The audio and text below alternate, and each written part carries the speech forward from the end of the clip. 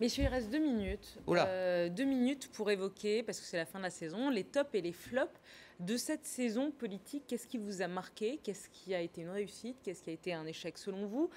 On commence par les tops, si vous le voulez bien. Alexis. Top de l'année.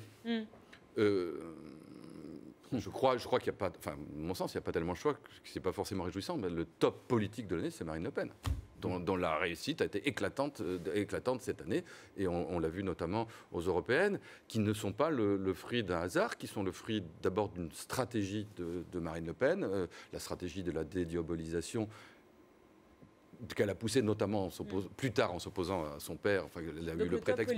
La stratégie aussi d'aller chercher de déporter le discours de Jean-Marie Le Pen en étant beaucoup moins libéral que son père, en allant sur les terrains de gauche. De ce point de vue, c'est un succès. Et puis c'est le reflet d'une situation sociale d'un malaise identitaire qui est absolument réel. Donc le succès politique, cette année, c'est Marine Le Pen.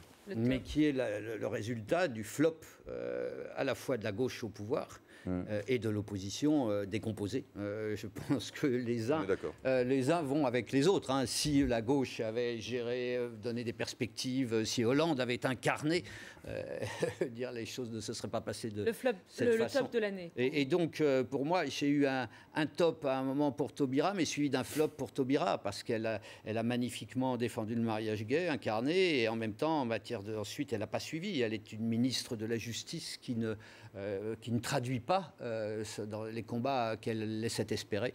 Donc ça, pour moi, c'est une déception. Il y a un top quand même de prise de pouvoir de Valls qui nous a... Il faut lui reconnaître ça, si même c'est celui des critiques que je faisais, c'est qu'on n'a plus les couacs qu'on avait précédemment. Dire il y a une gouvernance qui s'est organisée, qui s'est structurée, qui s'est dynamisée. On peut leur reconnaître ceci, même s'il manque tellement de perspectives et de souffle. Les flops? Les flops, alors là, il y a compétition entre l'UMP, mais enfin, on en a déjà beaucoup parlé, et François Hollande. Alors, je le donnerai à François Hollande, pour qui l'année était un désastre absolu, qui a commencé avec Léonarda, l'abandon, la reconnaissance d'abord implicite, puis finalement explicite, qu'on n'arriverait pas à retourner la courbe du chômage, et ensuite ces élections perdues les unes après les autres. C'est un désastre absolu. Et si cette impopularité était la conséquence de réforme, d'une grande action, on dit après tout, il paye le prix, il fait des choses, même bien, même mal. Bon, mais là, le problème, c'est qu'il ne se passe rien. Ce désastre est le reflet d'une insuffisance. Non, mais dans les tops, quand même, je la donnerais à l'équipe de France, même si elle a été battue, parce qu'elle a compris qu'on avait envie de gagner. Elle a compris que ce pays en avait ras-le-bol, au fond, de ce défaitisme, de ce déclinisme, de se taper comme ça.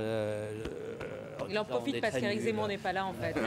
Il y a encore de quoi espérer, de quoi se redresser, de quoi repartir. Quoi. Il y en a un moment. Le flop, c'est... Pardon? Le flop, vous ne l'avez pas dit. Ah non, le flop était lié, j'ai dit c'est Copé Sarkozy, avec un petit espoir pour Sarkozy, parce que j'ai vu dans le match qu'il était candidat à l'Académie française. Là, je soutiens sa candidature, parce qu'il a l'air de lire beaucoup, de se souvenir de tout.